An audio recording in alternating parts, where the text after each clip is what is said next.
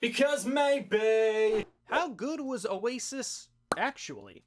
Coming onto the scene in the early 90s, Oasis quickly became a phenomenon, with their swagger, attitude, and almost seemingly endless supply of catchy rock and roll anthems. And now that Oasis are back, let's see how good Oasis actually are. Today I'm going to dive deep into the legacy of Oasis and see if they deserve their place in rock history.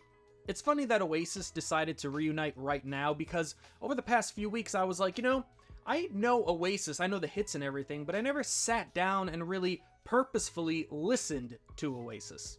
I did the same thing randomly a few months ago where I really got into the Counting Crows for like the first time ever in my life, and whew, the Counting Crows are great. They're so much more than just Mr. Jones. I mean, Anna Begins?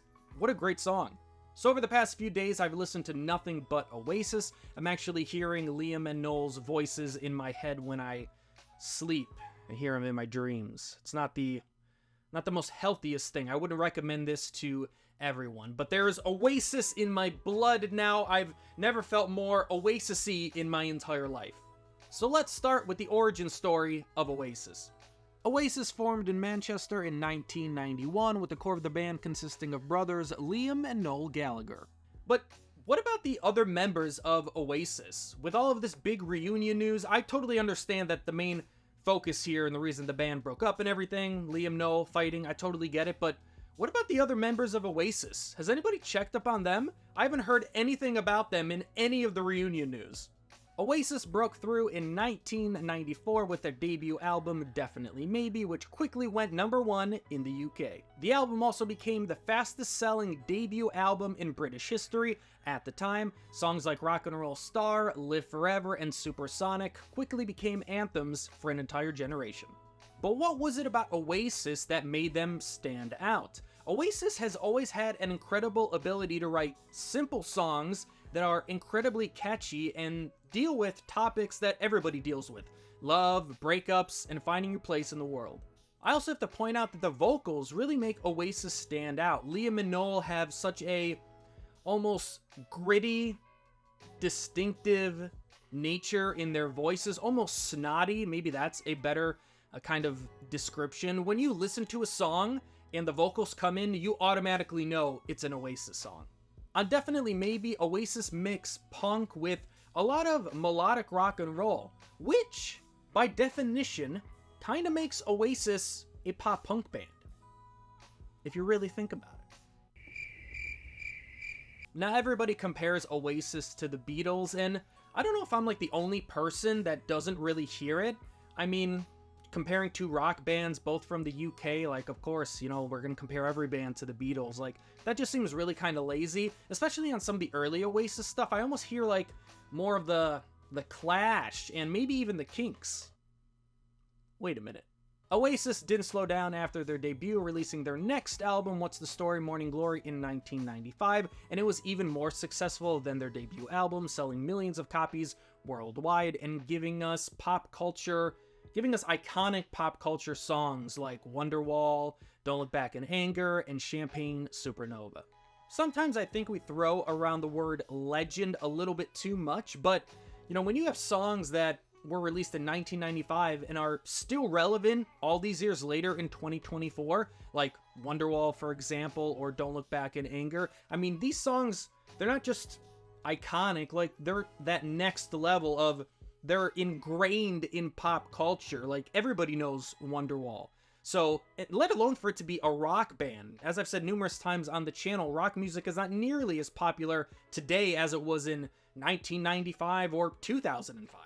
Here's a quick story. I was at a bachelor party in Nashville, and I was at a, super popular bar Friday or Saturday night. Everybody's having a great time, and, you have a cover band, and they're doing the hits.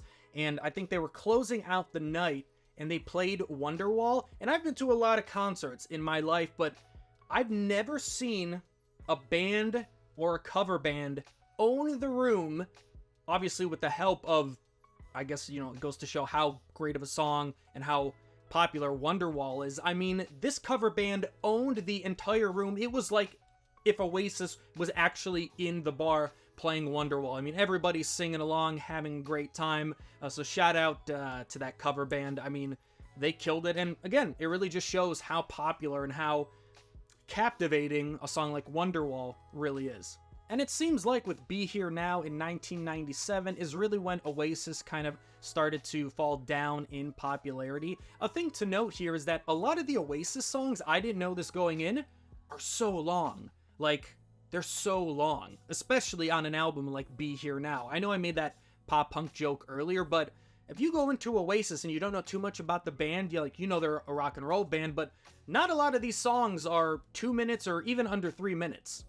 Albums like Standing on the Shoulder of Giants and Heathen Chemistry have some good moments, but they really don't capture what made Oasis so Oasis with some of their earlier albums. And when I was doing a lot of research online, a lot of people were really negative towards the back kind of half catalog of Oasis, pretty much saying that, in the mid-2000s, Oasis was pretty much more of a nostalgia act than creating anything new that was worth checking out.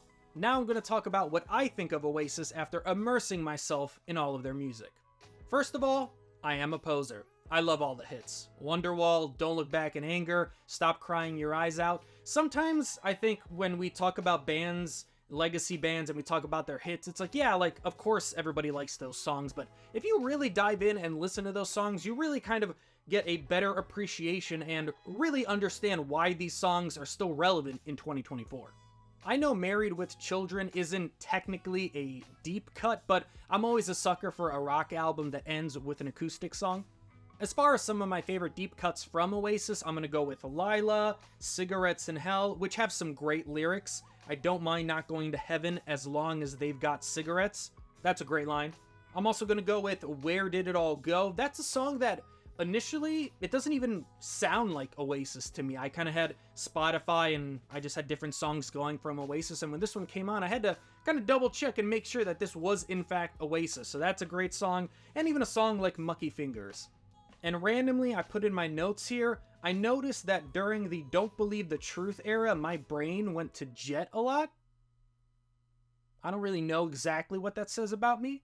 When people talk about Oasis, they are quick to point to the first 2 albums as peak Oasis, and honestly, I probably have to agree, but Oasis are way more than just the first 2 albums. They have 7 in total, so it is a lot of music, but there are a lot of good rock songs to check out in the Oasis catalog and in the Oasis discography, but a lot of those songs are way too long, and honestly, there's a lot more filler than I initially thought I was going to find.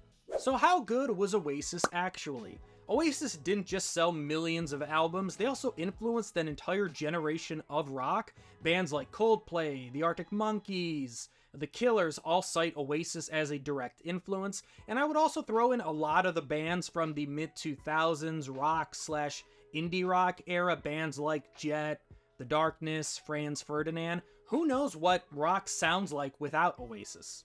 And if we look at the reaction to the Oasis reunion and the ticket sales, I think it's safe to say that Oasis made an impact. What the Oasis reunion also exposed was how many people miss rock being in the mainstream. I saw so many comments that were something along the lines of, man, I really miss guitar-driven bands on the radio. And as I've said 1,000 times on this channel, there are no mainstream outlets for rock music, and that's why rock music isn't in the mainstream. So please hit the subscribe button to discover more rock music. Please like the video, subscribe if you haven't, share the video, and thanks for watching. Because maybe you're gonna be the one that saves me.